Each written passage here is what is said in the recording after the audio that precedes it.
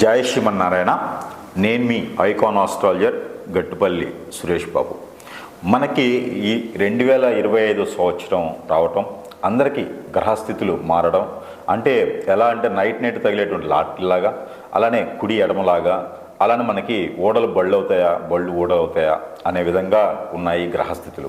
అయితే గత సంవత్సరాల కింద పోల్చుకుంటే కనుక ఆ 7.5 సంవత్సరాలు, 9 సంవత్సరాలు, అలానే ఏలినాటి శనితో బాధిస్తున్నటువంటి చాలామందికి 9 సంవత్సరాలు, అర్ధాష్టమ శని, అష్టమ శనితో బాధపడేటువంటి వాళ్ళు, ఇలా మనకి చూసుకుంటూ వెళ్తే కనుక గ్రహాలు ద్వాదశ రాశుల వాళ్ళు, నక్షత్రాల వాళ్ళు, దశాత అంతర్దశల వాళ్ళు, అంటే మానవాళి ఇప్పటి వరకు మనం చూసినట్లయితే కనుక ఈ 2025 సంవత్సరం వరకు కూడా ఉన్నటువంటి జీవన శైలి ఏదైతే ఉందో అది మారుతుంది అని చెప్పొచ్చు.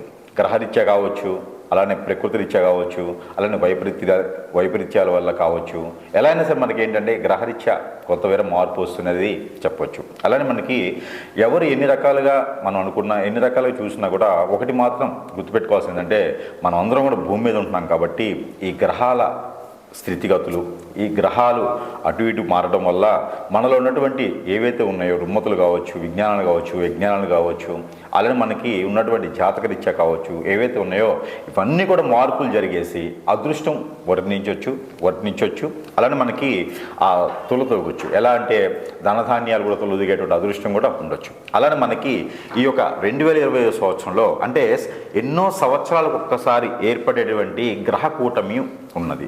ఈ గ్రహ కూటమికి వచ్చేసి ఈ 2025 సంవత్సరంలో కూడా మనకి గ్రహ కూటమి ఏర్పడేదానికి అదృష్టం ఉంటుంది. అలానే మనకి పెద్ద పెద్ద గ్రహాలు ఏవైతే ఉన్నాయో అన్నీ ఈక్వల్గా భూమి కన్నా పెద్దవి, భూమి కన్నా చిన్నవి గ్రహాలు చాలా ఉన్నాయి. అందులో మనకి ఈక్వల్గా ఉండేటువంటి గ్రహాలు కొన్ని ఉన్నాయి. దాంట్లో ఒకటి బుధుడు, అలానే శని భగవానుడు, అలానే మనకి రాహువు కేతులు. వీళ్ళందరూ కూడా ఏంటంటే మనకి ఎప్పుడో ఒకసారి సంవత్సరాలకు ఒకసారి, అంటే 18 మాసాలకు ఒకసారి, కొన్ని 8 మాసాలకు ఒకసారి ఇలా మారుతూ ఉంటాడు. మనకి ప్రతి నెల చూసుకున్నట్టయితే కనుక రవి భగవానుడు మారుతూ ఉంటాడు. అలానే మనకి ప్రతి 3 రోజులకు ఒకసారి చంద్రుడు మారుతూ ఉంటాడనమాట. అలానే మనకి ఈ గ్రహాలు స్థితిగతులు ఏ రాశిలో ఏ గ్రహం ఉండడం వల్ల మంచి జరుగుతుంది, శుభ ఫలితాలు ఉంటాయి, అశుభ ఫలితాలు ఉండడం వల్ల ఏ గ్రహానికి ఏ దోషం కానీ సంబంధించి కానీ పరిహారాలు కానీ దానికి సంబంధించినవి చేసుకోవడం వల్ల మంచి జరుగుతుంది అనేది చూసినట్టయితే కనుక. అయితే ముందుగా మనకి జనానికి చెప్పాల్సిన విషయం, ప్రేక్షకులకి చెప్పబోయేది ఏంటంటే ఈ మార్చి మాసంలో 2025 సంవత్సరం ఈ మార్చి నెలలో 29వ తారీఖున సాయంత్రం 4:21 25 అంటే 2025 సంవత్సరం మార్చి 29వ తారీఖు సాయంత్రం 4:21 మనకి ఈ యొక్క ఏదైతే శని భగవానుడు ఉన్నాడో ఈ శని భగవానుడు మీనరాశిలోకి సంభవిస్తాడు, మీనరాశిలోకి రావడం జరుగుతూ ఉందన్నమాట. గత 2.5 సంవత్సరాల తర్వాత మీనరాశిలోకి శని భగవానుడు రావటం, ఆ మీనరాశిలో ఆల్రెడీ రాహువు శుక్రుడు ఉండటం, అలానే వీళ్ళకి మనకి కూటమిగా చూసుకున్నట్టయితే కనుక షష్టగ్రహ కూటమి అంటారు. అలానే మనకి షణ్ముఖ కూటమి అని కూడా అంటారు. అంటే 6 గ్రహాలు ఒకే రాశిలో ఉండడం దాన్నే షణ్ముఖ గ్రహ కూటమి, షష్టగ్రహ కూటమి అని కొంత ప్రాంతీయ భాషలో అయితే షష్టగ్రహ అంటారు, షణ్ముఖ అంటారు. ఈ యొక్క గ్రహ కూటమి రావటం వలన ద్వాదశ రాశుల వాళ్ళందరికీ కూడా మనం అనుకున్నట్టుగానే జాతకాలన్నీ కూడా మారేదానికి అదృష్టం ఉంటుంది. కాబట్టి ఈ షష్టగ్రహ కూటమి, ఈ షణ్ముఖ గ్రహ కూటమి ఏదైతే ఉందో ఈ షణ్ముఖ గ్రహ కూటమి రవి, శుక్రుడు, బుధుడు, అలానే మనకి రాహువు, అలానే మనకి చంద్రుడు, రవి కూడా, వీళ్ళందరూ కలిపితే 6 గ్రహాలు. ఈ 6 గ్రహాలు కూడా మీనరాశిలోకి రావడం జరుగుతూ ఉంది. తర్వాత వచ్చేసి పంచగ్రహ కూటమి. ఈ పంచగ్రహ కూటమి వచ్చేసి మనకి 31వ తారీఖు మార్చి నుంచి మొదలవుతుంది.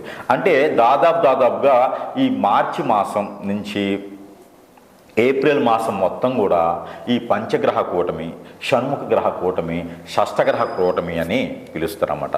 అయితే ఈ కూటమి వల్ల ద్వాదశ రాశుల వాళ్ళకి ఎలా ఉండబోతుంది, వాటి ఒక పరిమాణం, పరిజ్ఞానం, పరిభాష, పరివ్యాస, అలానే వాటికి ఉన్నటువంటి ఫలితాలు ఎలా ఉన్నాయి అనేది చూసుకొని దాని ప్రకారంగా గ్రహాల వాళ్ళు ఎప్పుడు ఈ మాసంలో పుట్టిన వాళ్ళకి ఎలాంటి గ్రహస్థితి ఉంటుంది, అసలు ఈ మాసంలో ఈ యొక్క మార్చి ఏప్రిల్ మాసంలో పుట్టిన వాళ్ళకి ఎలా ఉండబోతుంది, ఆల్రెడీ పుట్టి ఉన్న వాళ్ళకి గ్రహస్థితి ఎలా ఉంటుంది, అలానే వాళ్ళ ఒక దశ అంతర్దశలు ఎలా పరిగణిస్తాయి, వాటి వల్ల ఎలా ఉండబోతుంది అనేది మనం ఒకసారి చూసుకున్నట్టయితే కనుక ఈ ఏదైతే షష్టగ్రహ కూటమి, ఈ యొక్క షణ్ముఖ గ్రహ కూటమి ఉందో దీనికి పరిగణనలో తీసుకొని రాసుల పరంగా ఎలా ఉందనేది మనం ఒకసారి చూద్దాము. అయితే మనకి ఈరోజు చూసినట్లయితే కనుక ఏదైతే ఈ షష్టగ్రహ కూటమి వల్ల వచ్చేటువంటి ఏదైతే లాభ నష్టాలు, అలానే మనకి ఈ గ్రహస్థితి ప్రకారంగా ఎలా ఉందనే దాని గురించి అయితే కనుక మనం రాసుల ప్రకారంగా తీసుకున్నట్లయితే కనుక ఏదైతే ఈ షష్టగ్రహ కూటమి ఉందో ఈ కూటమి నుంచి వచ్చేటువంటి ధనుర్రాశి, అంటే ఈ ధనుర్సు రాశి వల్ల కూడా ఈ షష్టగ్రహ కూటమికి ఉన్నటువంటి ఏదైతే ఉందో దీనికి ఎప్పటి నుంచో బాధిస్తున్నటువంటి శని బాధ కావచ్చు, అలానే గురువు బాధ కావచ్చు. ఈ ధనుసు రాశి వారికి గత కొంతకాలంగా బుధునికి సంబంధించింది, అలానే శని భగవానికి సంబంధించినటువంటి బాధ వల్ల, అలానే అప్పులు పాలయ్యేసి ఆర్థిక స్థితిగతులు, జాబ్ వెసులుబాటు లేకుండా ఉన్నారో వీళ్ళందరికీ కూడా ఈ షష్టగ్రహ కూటమి ఏదైతే ఉందో మార్చి 29వ తారీఖు ఏర్పడేటువంటి దానిలో వీళ్ళు కూడా పాల్పంచుకొని ఆ షష్టగ్రహ కూటమి రోజున కనుక వీరు చేయాల్సినటువంటి పనులు ఏవైతే ఉన్నాయో అవి నాన్ వెజ్ తినకుండా ఉంటే చాలా మంచిది ఆ రోజున. అయితే ఈ షష్టగ్రహ కూటమి రోజున మీకున్నటువంటి ఏలనాటి శని బాధ, అలానే కుజుదోషం, రాహుకేతు దోషం, అలానే మీకున్నటువంటి శుక్రదోషం అంటే కలత్త దోషం, అలానే గురు దోషం, ఇలాంటివి ఏమైనా ఉంటే కూడా ఆ దోషాల నివారణ కోసం మనం మార్చి 29వ తారీఖు కనుక మనం చెప్పేటువంటి పరిహారాలు ఏవైతే ఉన్నాయో ఆ చెప్పిన పరిహారాలు చేసినట్టయితే కనుక మీకు అష్టైశ్వర్య ప్రాప్తి కలిగేదానికి ఆస్కారం ఎక్కువగా ఉంది. అందులోనూ ఈ యొక్క ధనుసు రాశి వారు ఎవరైతే ఉన్నారో వీళ్ళు విదేశానికి కానివ్వండి, అలానే మీకు జాబు పరంగా ఎక్కడికైనా వెళ్ళటానికి జాబులు వెసులుబాటు, అలానే జాబు మారేందుకు కానివ్వండి, ప్రమోషన్స్ కానివ్వండి వచ్చేందుకు కూడా ఈ గ్రహ కూటమి ఏదైతే ఉందో, ఈ షష్టగ్రహ కూటమి ఏదైతే ఉందో ఈ గ్రహ కూటమి రోజున మీరు కనుక చేయాల్సినటువంటి పనులు, మీకు చివరిలో చెప్పినటువంటి పనులు కనుక మీరు చేసినట్టయితే, అలాంటిది ఇంకా కూడా మీకు ఆ దేవుని సన్నిధిలో ఉండడం కానివ్వండి, ఇంకా మీరు పరిహారాలు నవగ్రహాలకు పరిహారం చేసినట్లయితే ఇంకా మీకు అదృష్టం ఉండేదానికి ఆస్కారం కనిపిస్తూ ఉంది. అయితే ఈ ధనుసు రాశి వారు ముఖ్యంగా చెప్పాల్సిందంటే గత 5-6 సంవత్సరాల నుంచి కనుక కోర్టు వ్యవహారాల్లో బాధపడే వాళ్ళు ఎవరైనా ఉంటే కనుక, అలానే ఇబ్బందులు పడి ఆడవాళ్ళ చేతి నుంచి మగవాళ్ళు కానీ, మగవాళ్ళ చేతి నుంచి ఆడవాళ్ళు కానీ ఇబ్బంది పడినట్టు కనుక ఎవరైనా ఉంటే, అంటే స్త్రీ పురుషులు భయాందులకు వెళ్ళేటానికి ఎవరైనా ఉంటే కనుక వాళ్ళకు కూడా కొంతమేర వెసులుబాటు కనిపించేలా ఉంది. అలానే కోర్టు వ్యవహారాల్లో ఎవరైనా చొక్కెదురుగా ఉండి ఎవరైనా డబ్బులు అయిపోయేసి ఫైనాన్షియల్గా కోర్టు వ్యవహారాల్లో కానివ్వండి, అలానే భార్యాభర్తల మధ్య విడాకుల కోసం కోర్టు వ్యవహారాలు ఉన్న వాళ్ళు కూడా ఈ యొక్క ఏదైతే షష్టగ్రహ కూటమి ఉందో ఈ కూటమి సందర్భంగా మీకు ఆ కోర్టులో ఉన్నటువంటి వ్యవహారం కూడా తీరిపోయేసి మీకు సానుకూలంగా వచ్చేదానికి ఆస్కారం ఉంది. ఏదైతే ధనుస్సు రాశిలో ఉన్నారో వాళ్ళకి సానుకూలంగా వచ్చేదానికి ఆస్కారం ఎక్కువ కనిపిస్తూ ఉంది. అయితే ఈ షష్టగ్రహ కూటమి ధనుస్సు రాశి వారికి అదృష్టాన్ని తీసుకొస్తుందని చెప్పవచ్చు. ఎలాంటి అదృష్టం అంటే మీరు ఎప్పటి నుంచో ఎదురు చూస్తున్నటువంటి డాక్టర్ కోర్సెస్ కానీ, ఇంజనీరింగ్ కోర్సెస్ కానీ పూర్తయ్యి మంచి గవర్నమెంట్ జాబ్ కానీ, ప్రైవేట్ జాబ్స్ కానీ, జాబ్స్లో సెటిల్బాటు వేసి మీకు ఆస్తులు ఏదన్నా పూర్వీకుల ఆస్తులు కలిసి రావడం కానీ కూడా మీకు కలిసి వచ్చేలా ఉంది. కాబట్టి ఈ మేర ఈ ప్రయత్నాలు చేసుకుంటూ మీరు, అలానే మీకు ఏదైతే చివరిలో చెప్పిన పరిహారాలు ఉన్నాయో ఈ షష్టగ్రహ కూటమి మార్చి 29వ తారీఖున వస్తుంది. కాబట్టి ఈ రోజున మీరు ఈ పరిహారాలు చేసుకున్నట్లయితే కనుక ఈ ధనుసు రాశి వారందరికీ కూడా చాలా బాగుండేలా ఉంటుంది. కాబట్టి ఆ మేర అందరూ కూడా ధనుసు రాశి వారు అందరూ కూడా అదృష్టవంతులు అవ్వాలి. అలానే చిన్నపాటి ప్రయత్నాలు కూడా చేసేసేయండి, పరిహారాలు కూడా చేసుకోండి, చాలా బాగుంటుంది.